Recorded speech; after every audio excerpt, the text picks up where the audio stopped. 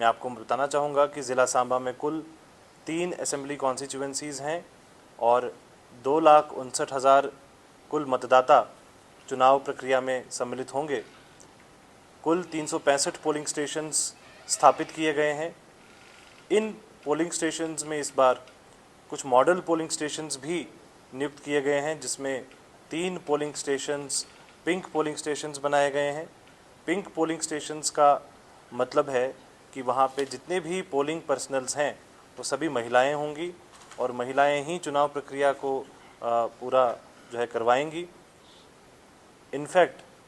वहाँ पे जो सिक्योरिटी भी रहेगी वो भी महिला सिक्योरिटी रहेगी, ताकि जो इलेक्शन कमीशन का मैंडेट है कि इलेक्शन में जेंडर पार्टिसिपेशन को बढ़ाना वो इम्प्रूव किया जा सके।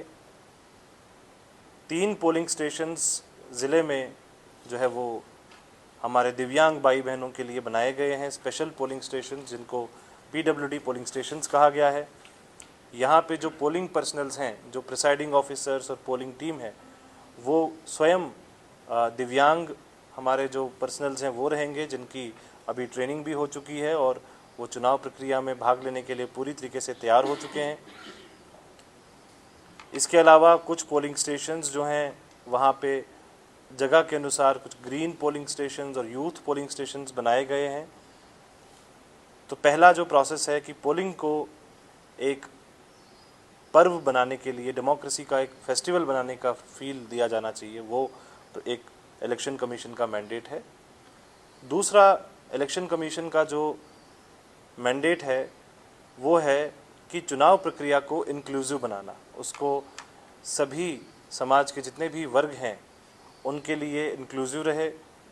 अमूमन ऐसा देखा जाता था कि जो व्यक्ति वृद्ध हैं और जो घर से बाहर नहीं निकल पाते हैं, बेड रिडन हैं, वो लोग पहले चुनाव प्रक्रिया में हिस्सा नहीं ले पाते थे।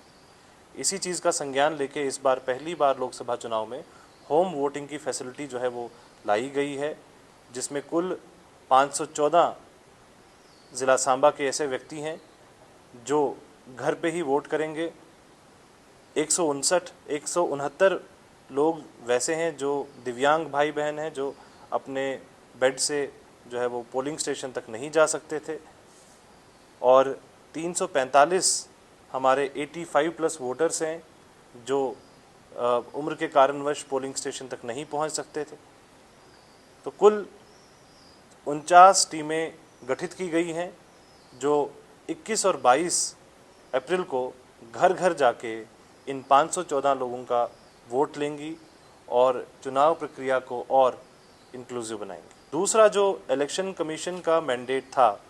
वो था कि जो बूथ लेवल पे लोगों की अवेयरनेस और उनको एक्टिवेट करना, इसमें इलेक्टोरल लिस्ट को फाइनल करना, इलेक्टोरल लिस्ट को प्योर करना, जिसमें BLOs जो बूथ लेवल ऑफिसर्स होते हैं उनका एक बहुत इम्पॉर्टेंट रोल रहता है। तो अभी सभी BLOs को जितने भी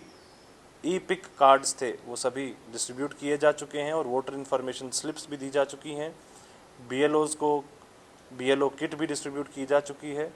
और सभी BLOs को ये डायरेक्शंस दी गई हैं कि अगले 3 दिन के अंदर अंदर सभी मतदाताओं को वोटर की जो वोटर इन्फॉर्मेशन स्लिप्स और पेंडिंग ई-पिक का डिस्ट्रीब्यूशन करना सुनिश्चित किया जाए और इससे लोगों में मालूम पड़े कि चुनावी प्रक्रिया जो है वो 26 तारीख को होगी और लोग अपना अपना मत देने के लिए चुनाव जो पोलिंग स्टेशंस हैं वहाँ तक पहुँचे। इसके अलावा जो इलेक्शन कमीशन का मैंडेट था वो था लेवल प्लेइंग फील्ड करना, यानी चुनावी प्रक्रिया में सभी जितने भी लोग इसमें पार्टिसिपेट करते हैं वो सभी समान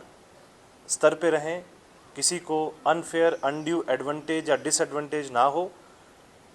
जिसके लिए पहली बार इलेक्शन कमीशन ने इस पूरे प्रोसेस को, परमिशंस के प्रोसेस को ऑनलाइन किया गया है। एनकोर ऐप के ज़रिए कोई भी पॉलिटिकल पार्टी जो भी रैली करनी हो, डोर टू डोर कैंपेन करना हो या कोई भी कैंपेन रन करना हो, उसके लिए ऑनलाइन परमिशंस लेते हैं। ज़िले में अभी तक कुल 60 परमिशंस सभी पॉलिटिकल पार्टीज़ को दी जा चुकी हैं